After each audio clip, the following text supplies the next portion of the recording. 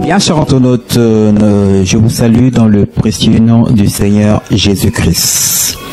C'est votre émission Réma sur la RDC. Réma sur la RDC qui est ce magazine qui véhicule des messages évangéliques et prophétiques sur la nation congolaise. Bien, chers internautes, du mercredi 25 février 2025, nous aurons à débattre d'un thème qui est intitulé tel que vous allez voir sur votre écran géant.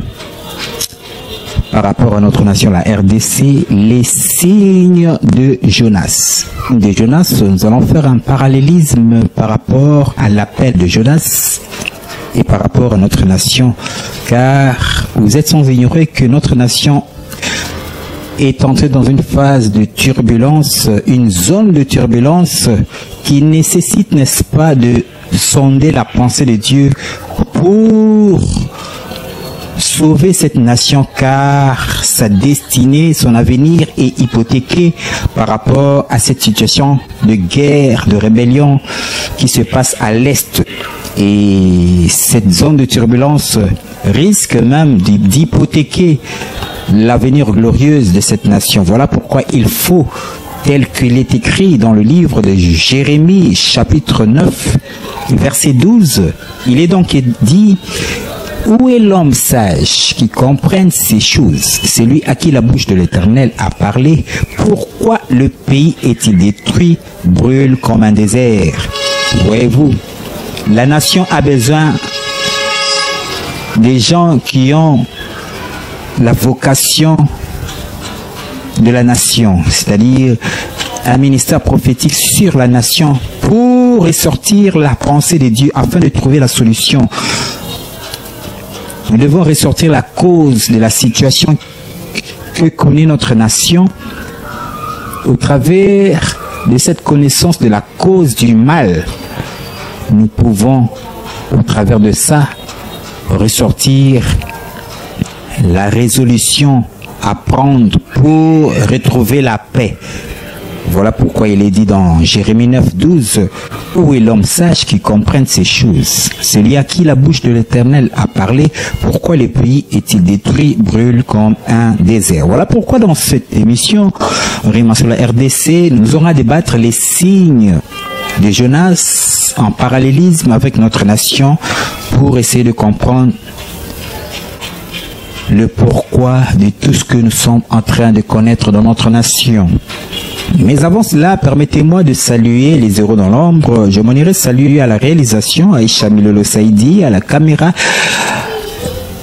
Gadidja Odia. Je saluerai tous les fidèles de l'église Goshen, en commençant par le visionnaire, le pasteur J.D. Bazola, et aussi Mama Pasteur Bijou Mayavanga à la caméra, ainsi dit Bazola.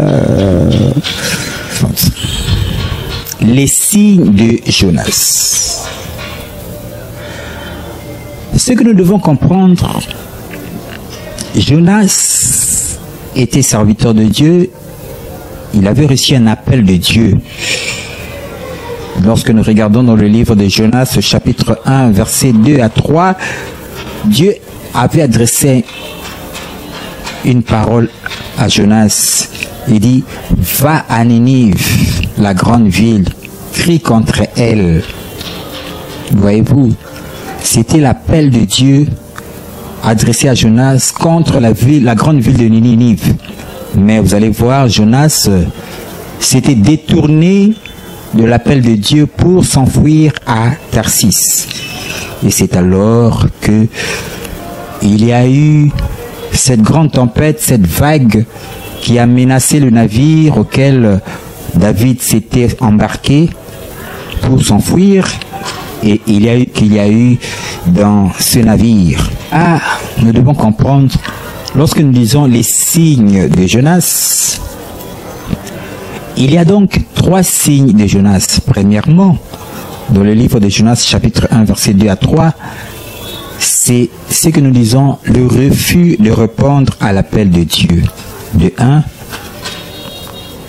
De 2, dans le livre de Jonas, chapitre 1, verset 7, là vous allez voir la consécration à l'appel. Lorsque on jeta Jonas à la mer, c'est alors que Dieu avait envoyé un gros poisson qui l'avala, et il fit donc 3 jours et 3 nuits dans le ventre du grand poisson. Et là, c'est la consécration à l'appel. Il a fait 3 jours dans le ventre du poisson. C'était pour se consacrer à son appel, car il s'était repenti, il avait reconnu sa faute, et dans le ventre du poisson, il s'était donc consacré à son appel. Et troisième signe, c'est donc lorsque le poisson le vomit, c'est alors que il a maintenant pris la direction de son appel et il est allé proclamer, évangéliser contre la grande ville de Ninive, contre les habitants de Ninive. Et là, c'est évangéliser pour le salut de l'humanité. Voilà donc les 3 signes de Jonas. Premièrement, le refus de répondre à l'appel de Dieu. Deuxièmement, la consécration à l'appel de Dieu. Et troisièmement, évangéliser pour le salut de l'humanité. Dans ces 3 signes par rapport à notre nation, qu'est-ce que nous pouvons comprendre? Nous allons nous baser beaucoup plus sur le premier signe, car c'est ce que nous sommes en train de vivre dans notre nation, la RDC. Quel est le parallélisme entre les signes de Jonas avec notre nation, la RDC? Jonas avait reçu l'appel qui devait évangéliser contre la grande ville de Ninive. Quel est le parallélisme entre Jonas et notre nation, la RDC? Vous allez voir, notre nation, la RDC, a aussi un appel de Dieu. L'appel de Dieu est concédé dans les livres de Ésaïe 18. Lorsque vous prenez le livre de Ésaïe 18, tout le chapitre 18, c'est l'appel de Dieu par rapport à notre nation, la RDC. Voyez-vous, lorsqu'on parle de au-delà du fleuve de l'Éthiopie, nation puissante qui écrase tout, vous tous habitants du monde, habitants de la, écoutez la trompette qui sonne, voyez la bannière qui se dresse sur les montagnes. Le livre d'Ésaïe 18, c'est l'appel que Dieu adresse à notre nation, la RDC. Nous sommes une nation qui est appelée à évangéliser l'humanité tout entière. Parce que vous voyez, vous allez voir dans le verset 3, il est dit, vous tous habitants du monde, habitants de la terre. Vous tous habitants du monde, habitants de la terre, voyez la bannière qui se dresse sur les montagnes, écoutez la trompette qui sonne. Voyez-vous. Et lorsque vous prenez le livre, le chapitre Ésaïe 18, qui est la vocation, l'appel de Dieu adressé à notre nation, vous allez voir, lorsque vous prenez la Bible version Isegon, vous allez voir que le titre de ce chapitre 18 est écrit « Prophétie contre la Syrie ». L'appel que Dieu adresse à notre nation, la RDC, c'est un appel qui a comme titrage dans la version Louis II, prophétie contre la Syrie. Donc la vocation du Congo, la Syrie représente actuellement la grande puissance qui domine le monde. Car à l'Antiquité, la Syrie était une grande puissance qui a eu à dominer le monde après la puissance de l'Égypte. La Syrie était une grande puissance qui a eu à dominer le monde après l'apogée de l'empire égyptien. C'était l'empire assyrien qui avait dominé le monde. Et par rapport à notre nation actuellement, nous sommes arrivés au temps de l'Occident qui domine le monde. Voyez-vous, et la Syrie aujourd'hui, par rapport à notre nation, ça représente donc la communauté occidentale. Et l'appel que Dieu a adressé à notre nation, c'est contre qui doit faire la chute de l'Occident. L'Occident qui est aujourd'hui dans le livre d'Apocalypse est dénommé et surnommé comme Babylone la Grande. La grande communauté occidentale, les États-Unis, l'Europe unie, associée aux États-Unis, ce sont eux qui dominent le monde à l'heure actuelle. Alors, Notre nation a un appel de l'évangélisation mondiale. Or, l'évangélisation mondiale a pour conséquence la chute de Babylone. Voyez-vous, car notre nation, nous sommes une nation qui a la prédestination d'être le réceptacle du royaume de Dieu. Et au travers de l'évangélisation mondiale, cela fera la chute de l'Occident, la chute de Babylone la Grande. Mais alors, de même que Jonas s'était détourné de l'appel de Dieu, on lui a dit d'aller à Ninive, de parler contre Ninive, la grande ville, mais Jonas s'est détourné et pour fuir à même. Notre nation a un appel de Dieu contre la grande communauté occidentale, car l'évangélisation mondiale a pour conséquence la chute de Babylone qui est la chute de l'Occident. Mais cependant, notre nation ne suit pas la direction de Dieu.